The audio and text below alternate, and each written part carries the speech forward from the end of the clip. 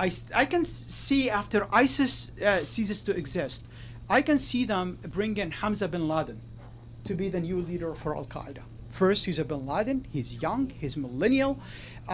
He was trained for the last 7-8 years by some of the top commanders in Al-Qaeda, people that his father did not have access to their council because all of them were together in house arrest in Iran in the same place. He got married to the number 2 person in Al-Qaeda's daughter, Abu Muhammad al-Masri, who has been involved in virtually also every terrorist attack that happened against us and in the world. He masterminded the East Africa embassy bombings himself. So I think Hamza is going to be the person. And Hamza already had about 5 different messages. At the very beginning, they always called him Brother Mujahid Hamza Osama bin Laden. In the last message, the announcement and the message both referred to him as Sheikh Hamza bin Laden, which indicates a promotion, because you cannot be the leader of Al-Qaeda without having the title Sheikh.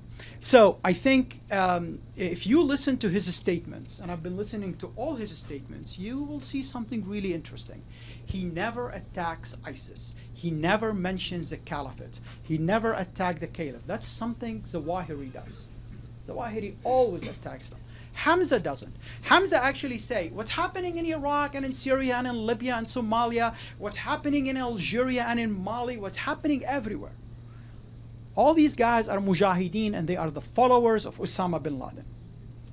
He says, look, you people in the West, we used to be only in Kandahar. Now we're everywhere. And his tone, he tried to copy his father. He tried to copy his father. His tone is exactly the tone of Osama bin Laden. And his message, identical to what bin Laden used to say. Same statements sometimes.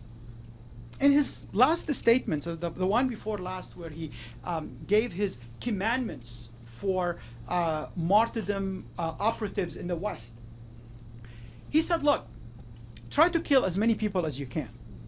So it's like that. Don't just take a knife and try to do it right, you know. And then he said, and always leave a message why you did it. And I'm telling you why you did it. So I'm telling you what to say. Number 1, our lands are occupied.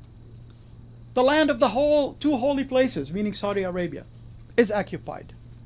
We did not hear that since Osama bin Laden died. We did not hear that since 9/11. He brought it back. Palestine. If we don't live in peace in Palestine, you will never know peace in America and in the West. Well, that's something bin Laden said himself. But also we did not hear that in how long? Long time ago. Then he talked about stealing the wealth of the Muslim world, right? We did not hear that for a long time. He's bringing it back. He only added one thing that we did not hear his father talk about. What's happening in Asham, what's happening in Syria. The murders of the Assad regime and the Russians, which he said that we're doing attacks in the West because you're supporting them. You're supporting their atrocities in Syria. That's the only thing he added. And frankly, he cannot not mention Syria when the largest affiliate of Al-Qaeda is in Syria. But he's bringing back the original message of Osama bin Laden.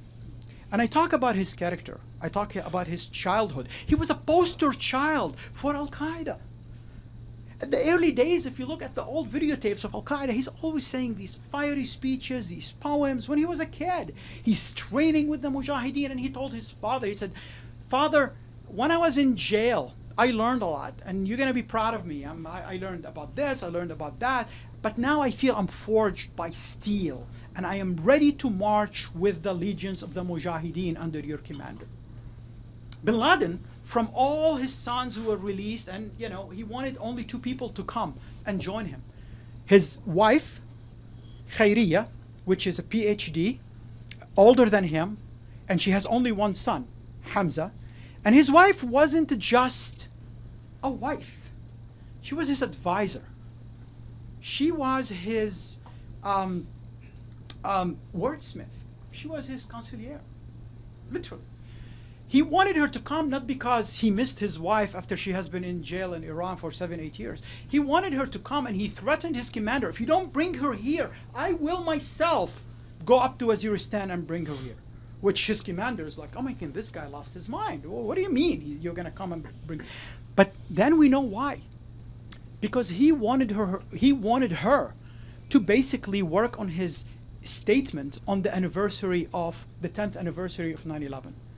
He wanted her to tell him what to say, right? And when they could not bring her to him, he actually, you know, was convinced finally, and he sent her a letter. He said, hey, you know what, the 10th anniversary is coming, and you know how important this is.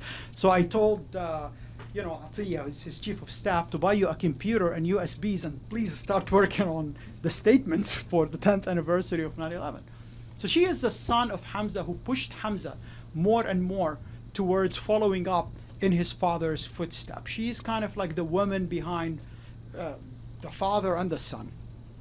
So today, we see Al-Qaeda trying to wait until ISIS totally dwindles.